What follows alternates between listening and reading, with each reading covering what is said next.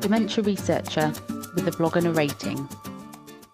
In my experience of the academic world so far, I've met some researchers who are willing to parade me around like a show pony for being both queer and neurodiverse, and, oh my gosh, in my case, I'm also a woman, a diversity triple threat, and then pat themselves on the back for their successful inclusivity, a job well done. Well, not quite. That's actually tokenism, and it's a heavy mental weight of the academic experience for those of us whose intersectional identity is 1, not the academic norm, and 2, very helpful to reference when trying to prove inclusive lab environments on grant applications. So what exactly is tokenism, and how does it affect the worlds of academia and dementia research? The definition of tokenism can differ somewhat. For example, some people may not consider my opening statement a tokenistic experience, whereas I certainly do. But broadly speaking, in the academic context, it refers to the idea of including a few individuals who belong to underrepresented groups and superficially demonstrating diversity of an institution without making the required systematic changes, which would allow for true inclusivity. They are a token, the visible bit of the iceberg of inclusivity, if you will, or perhaps more fittingly, the swan paddling analogy. It's important to acknowledge at this juncture that the term tokenism has its origins in the fight against racial segregation. However, my own lived experience is from the LGBTQIA+ perspective, and as such, so will this blog post be. The general ideas and themes are widely applicable to many intersectional identities, however. So if we want to combat tokenistic practices within our research and clinical environments, we must first understand the characteristics of tokenistic behaviours and the experience of being considered a token. Firstly, being underrepresented but orchestrating an illusion of diversity. It's no secret that there are many groups of people that are underrepresented in certain academic fields. However, sometimes when individuals who fit these characteristics join a group, they are used to suggest that the group is more diverse than it actually is. This feeds into the problematic idea of diversity hires and the distinction between that and having a truly EDI-centric hiring process. And this feeds into, secondly, symbolic diversity, or essentially a focus on optics rather than actual and long-standing change. The person in question, the token, may also have a perceived value which changes contextually, and their treatment can be reflective of this. For example, diversity looks great on grant applications, but individuals who do not fit the assumed norms of an academic workplace can often be looked down on or seen as problematic members of staff when, for example, they require certain accommodations, particularly when those accommodations cost money. Thirdly, lacking actual inclusivity. If the focus is only on the superficial, the token individuals will bear the brunt of the effects of not addressing systemic issues with true inclusivity. This includes everything from a lack of adequate support to microaggressive behaviours, defined as a comment or action that subtly and often unconsciously or unintentionally expresses a prejudiced attitude toward a member of a marginalised group, such as a racial minority, and can affect their everyday working experience every single day. 4. Not meeting expectations placed upon them.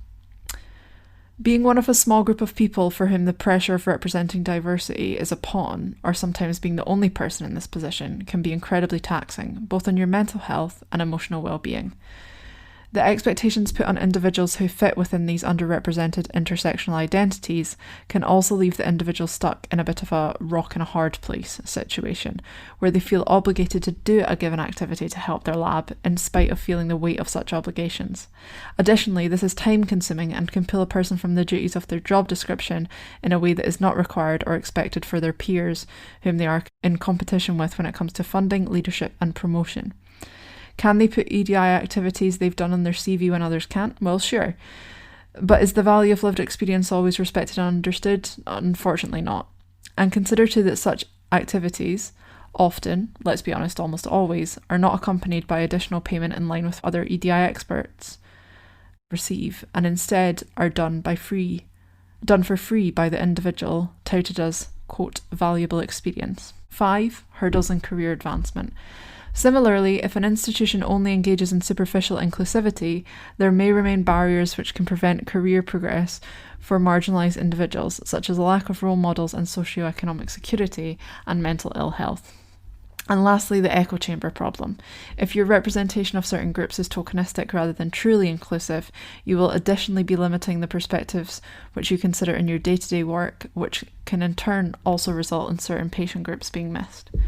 Clearly, this has far-reaching impact as a research scientist, but the knock-on effect can also be felt by the patient groups who may benefit from our research. My strong personal belief is that any and all successful research efforts should be accessible to everyone, period. And I'm sure that sentiment is echoed by many. Except, if you can find excuses not to include groups, often I've found this to be because the group in question is a small part of a much bigger whole, are you making your research efforts accessible to everyone? As far as that small group is concerned, no, not at all. And what if we were a diverse cohort of patients? Do they all make it into the research? Sometimes no, for fear of adding an additional variable to the analysis, or for the N being too small. From a purely statistical perspective, perhaps it's valid, but from an ethical one, perhaps less so. However, all of this being said, truly diverse recruitment can be very challenging, and sadly efforts may not be reflected in the final study cohorts and related research.